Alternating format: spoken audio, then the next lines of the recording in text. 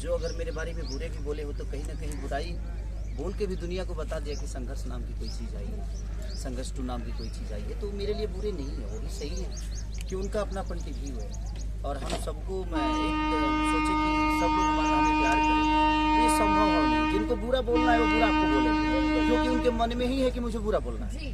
तो देखिए, दो चीज़ें होती है, कुरान और कुरान एक साथ रहता है, कभी लड़ता नहीं, और जो पढ़ता है वो कभी लड़ता नहीं, जो नहीं पढ़ता है वो लड़ता है। तो एक जगह कुरान और कुरान को रख दीजिए तो उसके एक भी पन्ना तक टकराते नहीं है, वो ऐसे ही रहेंगे जैसे वो रखे गए, क्योंकि वो अपनी अपनी गरिमा को जानते हैं कि कुरान का गरिमा क्या है और कुरान की गरिमा क्या है। और जो पढ़ता है उसकी गहराई तक गया है, वो कभी नहीं लड़ेगा, क्योंकि ना कभी कुरान किसी को लड़ने के लिए बोलता है, ना कभी कुरान किसी को लड़ने के लिए बोलता है। सच्चाई और बुराई के लिए लड़ने की बातें होती है, लेकिन जो उसको नहीं पढ़ता है वही सबसे ज़्यादा ज्ञानी हो जाता है।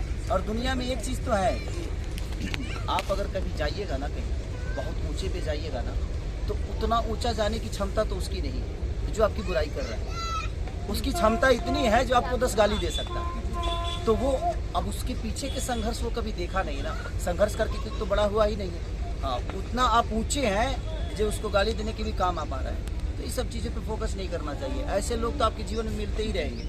ऐसा थोड़ी है यहाँ पे अगर ऐसी झोपड़ी है तो इसी बगल में एक अलग कलर की झोपड़ियाँ हैं, जबकि दोनों झोपड़ी ही है, लेकिन सबके कलर अलग अलग हैं, सबके बनाने के तरीका अलग अलग है। तो आप किसी झोपड़ी को गलत नहीं बोल सकते हैं। लेकिन हाँ, एक चीज़ है कि अगर आपके मन में अच्छाई है तो आप किसी के लिए बुरा नहीं बोल सकते, हमेशा आप अच्छा ही बोलोगे। तो आप मान लीजिए कि वो दिल से भी बुरा है और नीयत से भी बुरा है, और उसका कभी भला हो नहीं सकता, क्योंकि वो दूसरों के लिए जब अच्छा नहीं सोच सकता तो उसके लिए कौन अच्छा सोचेगा। तो ये चीजें हैं, बाकी कोई बात नहीं। क्या बात, इनके साथ काम किया तभी तो ये गॉडफादर बने ना। कैसा लगा है? देखिए, गॉडफादर का मतलब होता है पिता, मतलब साया, और गॉडफादर मतलब होता है कि जो अपना नहीं है, भगवान है, और वो मतलब हमें हर हाल में हमारा साया बना है।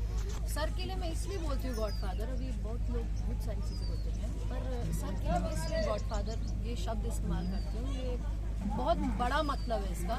वो इसलिए है कि मैंने बहुत मेहनत की।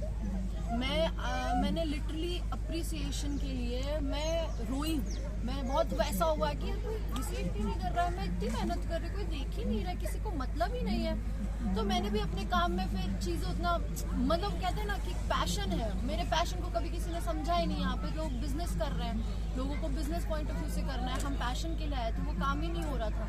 तो हम भी काम कर रहे थे, लेकिन फिर सर से मिले तो सर में वो जज्बा देखा। मैं हीरो सारी और एक दो को छोड़ करके सबके साथ ही काम किया मैंने, पर मैंने सब में, अब बाकियों को बुरा नहीं लगना चाहिए, प्लीज़ आप लोग बुरा मत मानना, पर ये आपको सीखना चाहिए सर से कि देखिए, किसी से सीखना, किसी से कुछ सीखना ये बुरी बात नहीं। मैं भी सीखती हूँ सर से, बहुत सारी रोज़ चीज़ें सीखती हूँ, और मुझे लगता है सुबह में सीखती हूँ, शाम में भूल जाती हूँ, और गुस्सा भी होती हूँ कि मैं कुछ सीख नहीं पा रही, बट सीखती हूँ।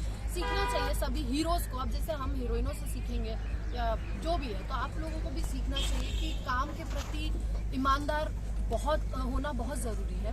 और सबसे बड़ी बात ये, हमारी रोज़ी रोटी, सभी बोल रहे हैं जैसे, तो हमें अपनी इंडस्ट्री को बड़ा करने के लिए हमने क्या किया?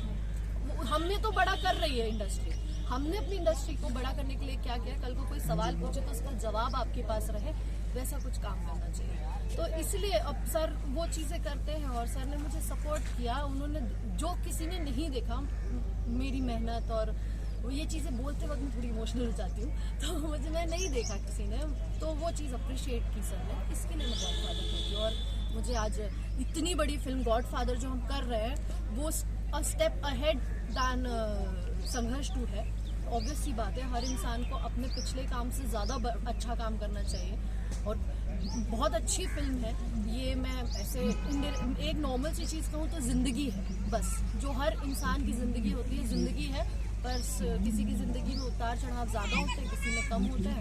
तो पूरी ज़िंदगी की कहानी है, इसलिए हम जवान से बुढ़ा गए हैं यहाँ पे। क्या बात है भैया, ज़्यादा देर नहीं, धूप बहुत लग रही है, बहुत देर से खड़े हैं, तो thank you so much sir. और यही हमारी विषय की जैसा, तो thank you so much sir, आप लोगों ने अपना टाइम दिया सेट से निकल के यहाँ पर इतनी धूप में। हम और भी सब लोगों से मिलेंगे और आपको मिलाते रहेंगे। Thank you sir.